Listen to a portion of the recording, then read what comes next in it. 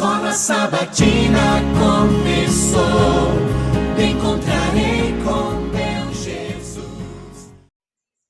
Olá, tudo bem? Vamos para mais uma lição da Escola Sabatina. Essa semana estudamos a lição 6, que diz o amor de Deus pela justiça.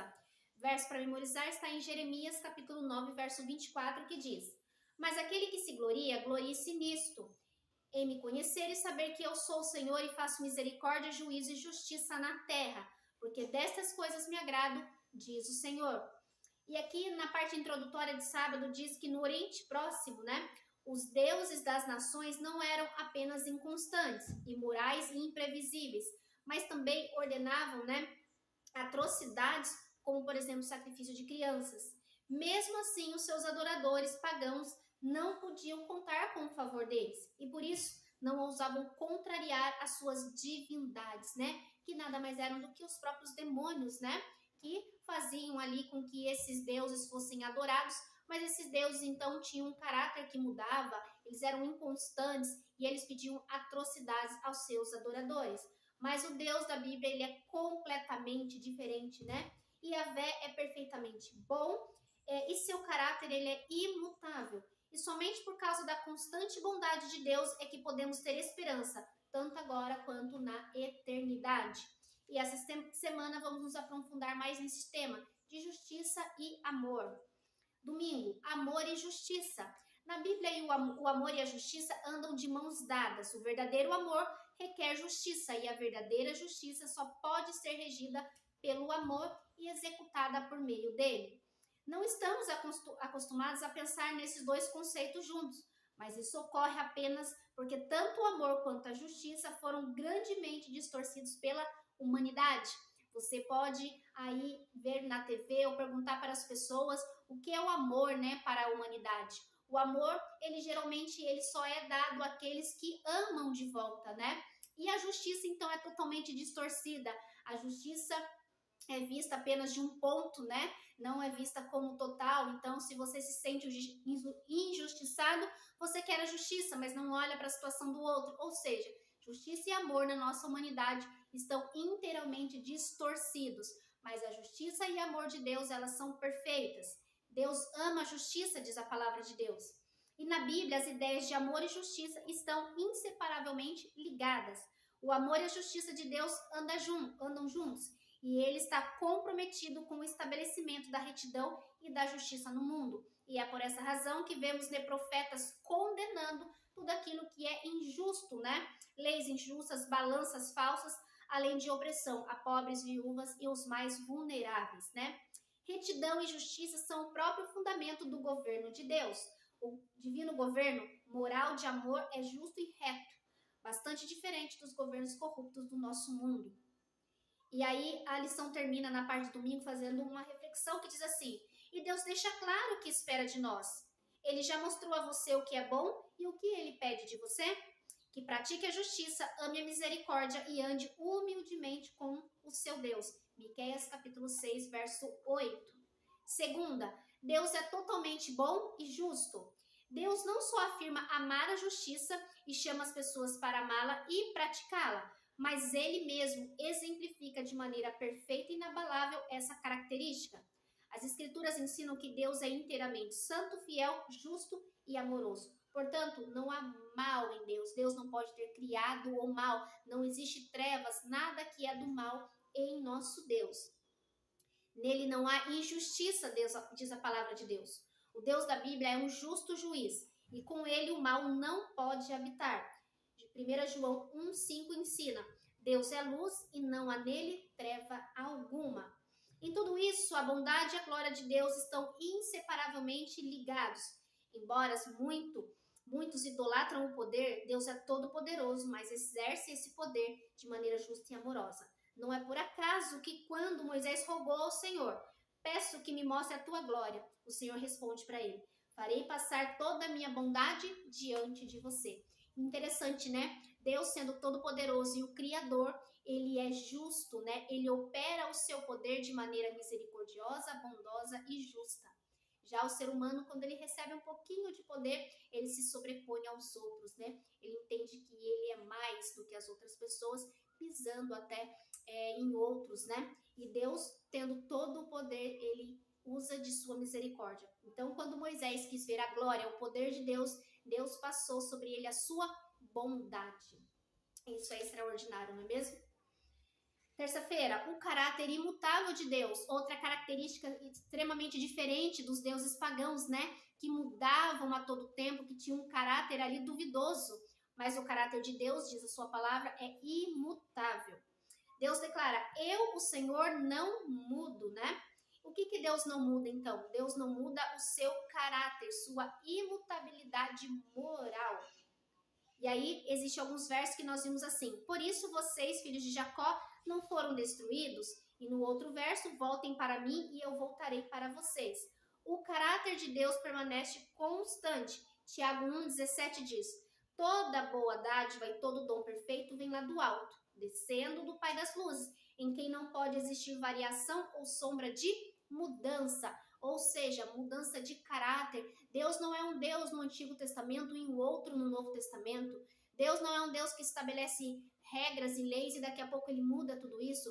O caráter de Deus é imutável, né? Deus não pode negar a si mesmo. Ele nunca mente e não pode quebrar as suas promessas. Podemos ter certeza de que o Deus da Bíblia é o mesmo em Cristo que se entregou voluntariamente por nós na cruz do Calvário. Ele é um Deus em que podemos confiar sem reservas e podemos ter confiança e esperança em relação ao futuro, porque Hebreus 13:8 diz, Jesus Cristo é o mesmo ontem, hoje e para sempre. Mas daí, na parte de quarta-feira, a lição vai trazer algo que pode parecer contraditório se nós apenas lermos assim rapidamente, sem nos aprofundarmos no tema, né? Um Deus que se arrepende?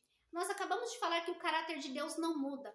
Mas então, como em certas situações a Bíblia fala de Deus se arrependendo ou mudando de ideia, do que será que se trata essa mudança? Deus se arrepende? Se sim, o que isso significa? O caráter de Deus não muda. Então, o que significa alguns textos da Bíblia onde Deus se arrepende, volta atrás, Deus muda de ideia? Nós precisamos entender que no contexto onde Deus muda de ideia, se trata de relacionamento com o seu povo. Existem inúmeros versos na Bíblia em que Deus volta atrás a um juízo, mas quando ele dá esse juízo, ele fala o quê? Olha, se você se voltar a mim, isso não vai acontecer. Então vai depender de uma resposta do seu povo, no relacionamento do seu povo. E quando o povo volta atrás e se arrepende, o Senhor então faz misericórdia, né? Assim foi com Nínive. Estudamos semana passada, quando Jonas levou um juízo para o povo, o juízo era condicional. Se o povo se voltasse a Deus, Deus teria misericórdia. E foi exatamente isso que aconteceu.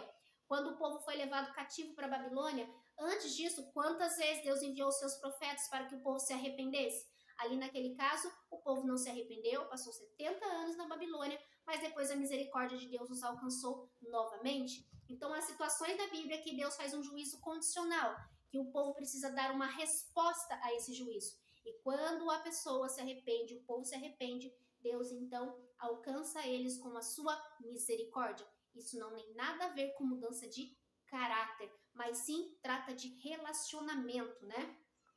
A Bíblia declara que Deus não é homem para que mude de ideia. E ele não é homem para que minta, nem filho do homem para que mude de ideia.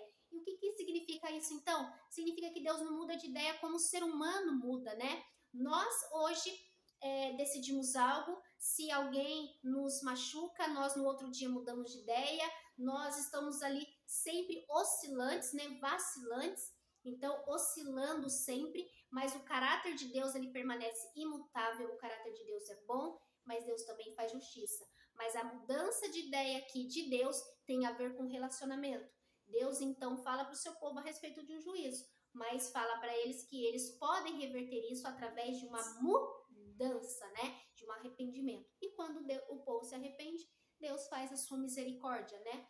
Mas Deus continua sendo justo e não mudando o seu caráter. Ele sempre faz isso de acordo com sua bondade e sua palavra. Deus muda de ideia sobre o juízo, né? Em resposta ao arrependimento. Porque o caráter de Deus é sempre bom e amoroso. E aqui então, vamos falar sobre, na quinta-feira, né? apegue-se ao amor e à justiça. As Escrituras ensinam que o Senhor, Ele é Deus e Ele é Deus fiel, que guarda a aliança e a misericórdia até 1000 gerações aos que o amam e cumprem os seus mandamentos, né? Então, olha só que interessante, Deus, Ele guarda a aliança. Diferente do ser humano que viveu quebrando a aliança com Deus, mas Deus guarda a sua aliança, a sua promessa, ela se cumpre, né? Seu caráter de bondade e amor foi demonstrado de maneira suprema, né, com a morte de Cristo na cruz do Calvário. Salmo 100, verso 5 diz: o Senhor é bom e o seu amor leal dura para sempre, a sua fidelidade permanece por todas as gerações. O amor de Deus, ele é perfeito. O amor imperfeito é aquele que expressamos apenas a quem nos ama de volta, né? Então, o ser humano, ele tem uma maneira de amar, de fazer justiça totalmente diferente, né? Deus, ele é perfeito em seu amor e justiça. O ser humano, ele ama quando o outro o ama de volta, né?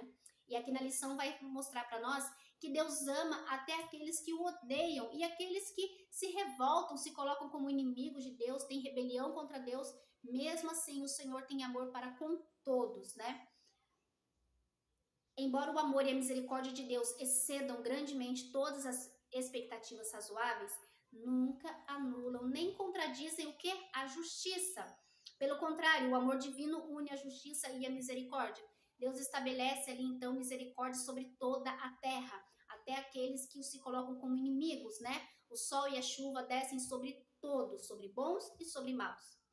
E aí tem uma citação final aqui na lição muito interessante que diz: no fim, o próprio Deus trará justiça perfeita. Romanos 2:5. Ensina que o seu juízo, né, será revelado, né? O juízo de Deus será revelado. Por fim, os redimidos cantarão. Olha o cântico dos redimidos. Grandes e admiráveis são as tuas obras, Senhor Deus Todo-Poderoso.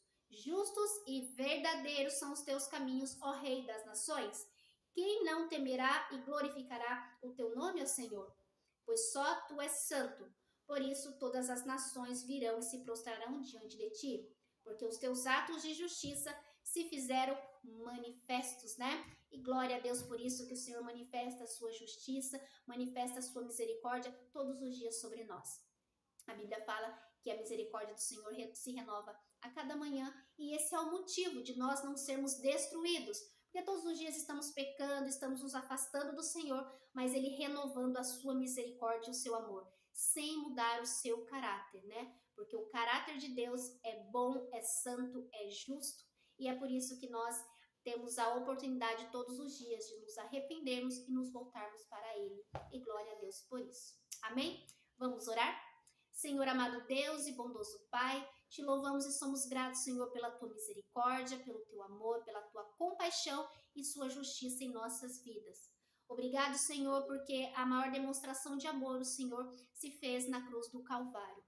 E por causa da tua misericórdia que todos os dias temos a possibilidade de nos arrependermos e nos achegarmos a ti. Nos ajuda, Senhor, todos os dias a andar neste amor e também termos, Senhor, esta compaixão e misericórdia pelos outros. Ensina-nos a amar como o Senhor ama, Pai. Ensina-nos a ter compaixão como o Senhor tem de nós. Te louvamos e somos gratos por todas as bênçãos em nome de Jesus. Amém. E graças a Deus. Que Deus abençoe você, que te ajude a permanecer estudando a palavra de Deus, a escola sabatina, para que você possa crescer cada vez mais em fé e entendimento. Amém? Até a próxima lição, se Deus quiser.